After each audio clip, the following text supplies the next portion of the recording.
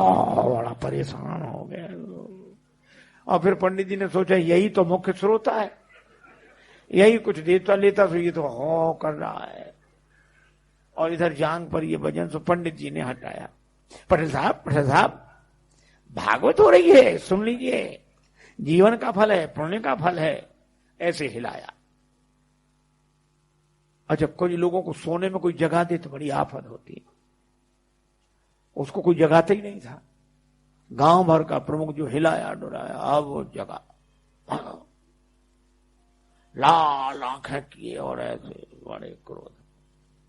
पंडित जी की तरफ देखा, पंडित जी बोले पटेल साहब जाग गए, भागवत सुन लीजिए, भागवत बढ़िया है, भागवत। और जो इतना कहा तो पटेल ने एक तमाचा दिया पंडित जी को बड़ा बुरा लगा कि धिक्कार है, अब चाहे मिले चुले कुछ नहीं, चाहे जो कुछ होए। तो पंडित जी ने चद्दर फेंका, अंगूठ लगाए तो आप ही लगा, एक उन्होंने दिया पटेल में। अब दोनों गुत्थम गुत्था। तो जितने लोग वहां बैठे थे वो उनको अलग न करें, क्या बोले, हाँ भैया दूर हो जाओ, भागवत शुरू हुई।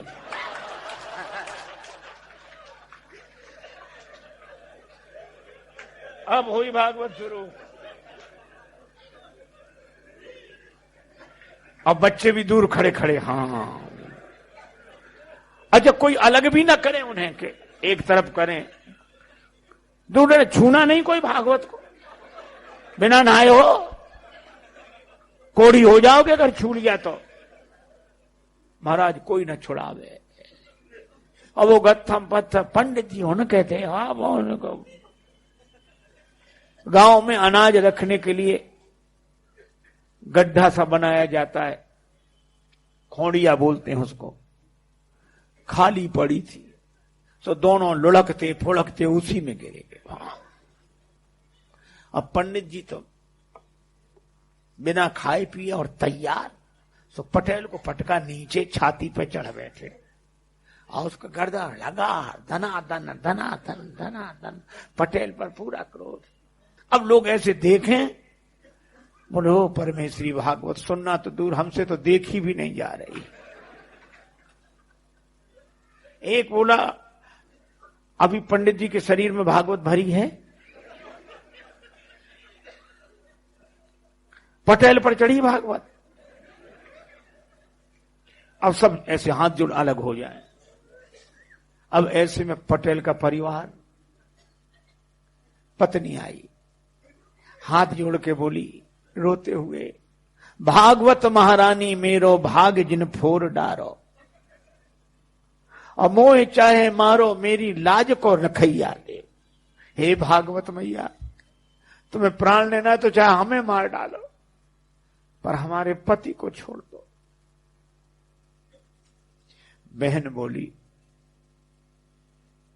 थापे मुख तेरो माता देख मुख मेरो आज, भैया दे छोड़ बड़ी भैंस और गैया ले, हमारी भैंस गाय सब ले जाओ, भैया को छोड़ दो। पुत्र भी कह रहा था दादा को छोड़ दो। पंडित जी समझ गए कि सब मूर्ख हैं यहां ये। तो पंडित जी क्या बोले, एक भरी ओंकार अब घबराए लोग, क्या बात। कहने लगे भागवत जिस पे चढ़ बैठती है वो बचता नहीं है। तो ये बचे कैसे, बोले बचे ना विनीत जा पे आन लगे फेरी मेरी, और जाके प्राण चाहो तो 500 रुपया दो। और जो पंडित जी ने 500 कहा, भागे परिवार वाले, कौन गिनता है ऐसे में। 1000 रुपए हो गए वे 500 के। इतनी बड़ी पोटली बनाई, ऊपर से पटकी। तो पंडित जी ने पोटली 2 और दिए पटेल के, और बोले अब हुंकारी हूं करने लगे, सीढ़ी लगा, सीढ़ी डालो। अब सीढ़ी कौन लगावे, सब भाग गए। और भागते हुए क्या कहें, बोले पटेल तो बड़े आदमी थे, तो निपट गए। किसी गरीब गुरबा पे भागवत चढ़ बैठी तो वो तो किसी तरह निपट ही नहीं सकेगा। अब सीढ़ी कौन डाले, सब लोग अपने अपने घरों में, पर 2-4 लोग थे, बोले हम। वे सीढ़ी लेकर ऐसे गए, ऐसे, और ऊपर से ही सीढ़ी ऐसे छोड़ दिया, भागकर पेड़ों पे चढ़ गए, छतों पे। पंडित जी बाहर निकले और भागवत लपेट के दूर तक गए। गांव वालों ने निकाला, बोले भागवत दूर तक निकली पर अभी खेलती जा रही है। पटेल को निकाला, लेकिन लोगों ने कहा अरे पटेल, ये खून उन निकला, ठीक हो जाएगा, घाव आव सब ठीक हो जाएंगे। लेकिन गजब कर दिया, 7 पहरी पर झंडा गाड़ दिया, आज तक भागवत नहीं हुई, भागवत तो करा ली। पटेल बोला हमारा क्या, आप सब 4 पंचों की महिमा है जो इस अधम शरीर से भागवत हो गई। बोलो, भागवत हो गई और भागवत हुई भी नहीं। अरे धर्म के नाम पर हम सोच ही नहीं पाते कि धर्म हो भी रहा है या नहीं। भरत जी धर्मात्मा है, पुलकित शरीर हो जाता है, हृदय में सीताराम जी हैं, मुख में सीताराम जी का नाम है, आंखों में आंसू हैं। प्रतीक्षा की है भरत जी ने 14 वर्ष श्री सीताराम जी की। मैं भी कहता हूं आप अपने हृदय के सिंहासन पर राम नाम को बिठाकर भगवान श्री सीताराम जी की प्रतीक्षा करें। कामकाज करते हुए राम राम करो। रामायण हमें अलग करना नहीं सिखाती। हां, जो कार्य हम कर रहे हैं उसे भगवान का कार्य समझें। एक दिन भगवान आए,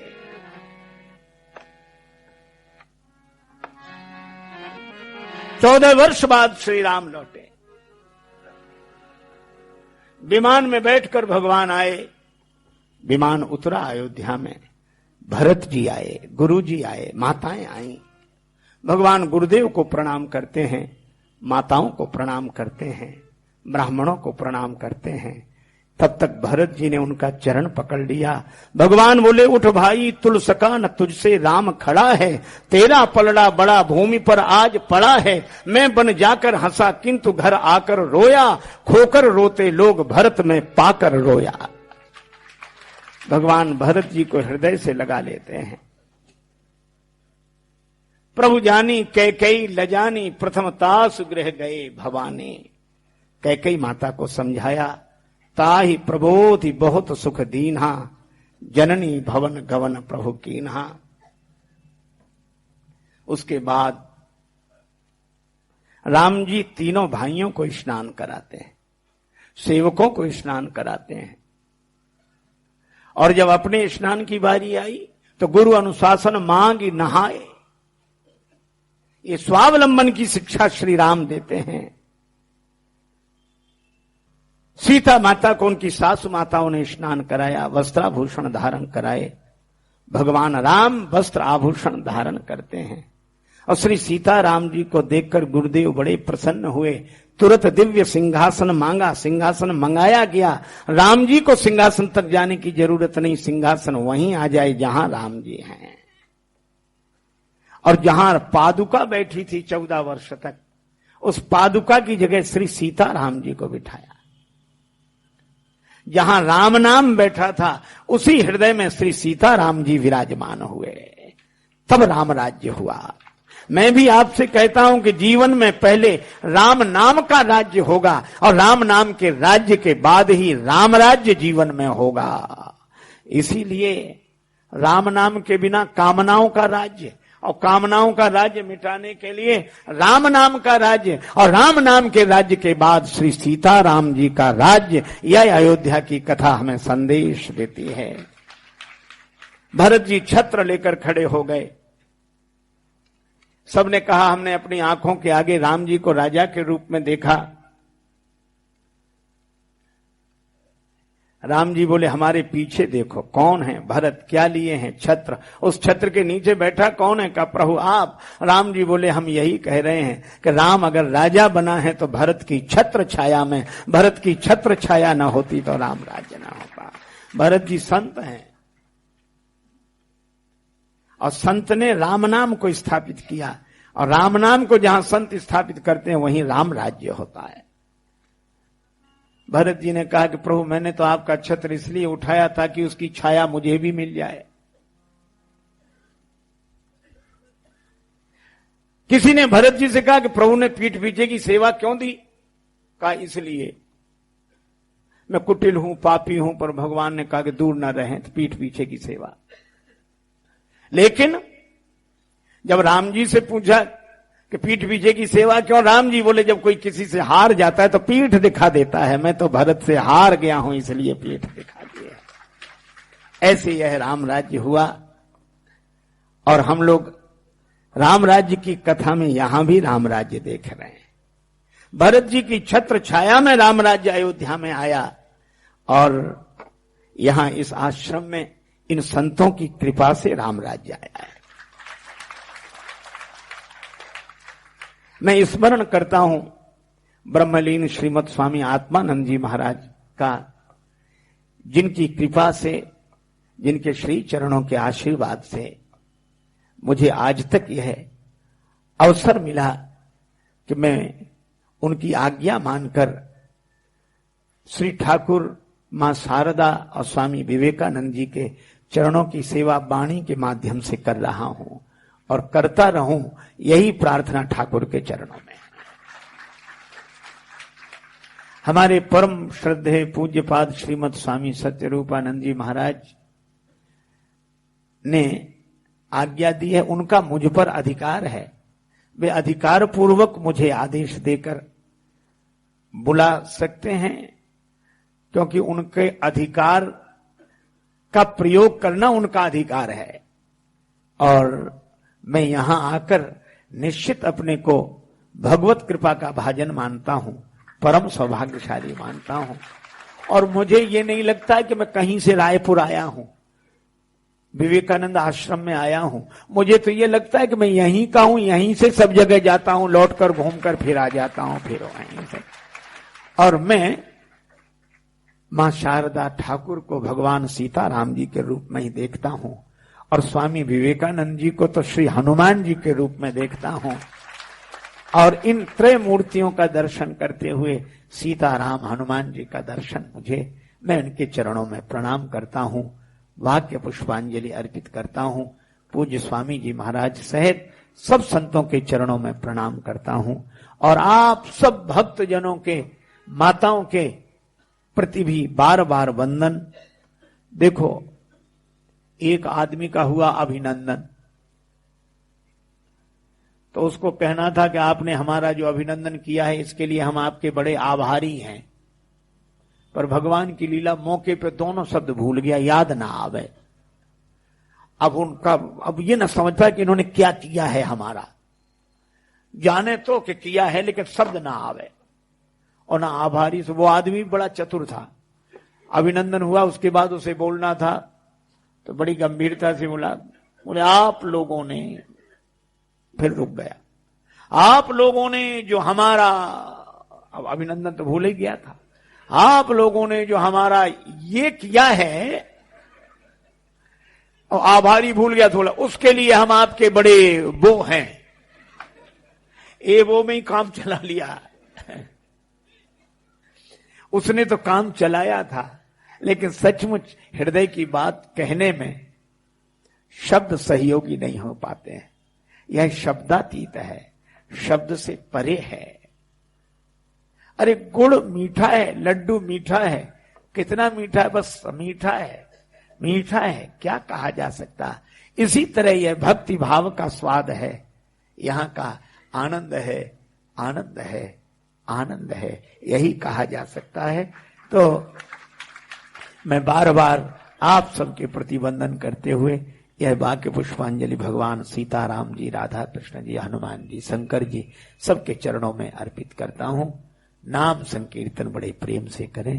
चर्चा को हरे राम राम राम सीता राम राम राम, हरे राम राम राम सीता राम राम राम, हरे राम राम राम सीता राम राम राम, हरे राम राम राम सीता राम हरे राम राम राम सीता राम राम राम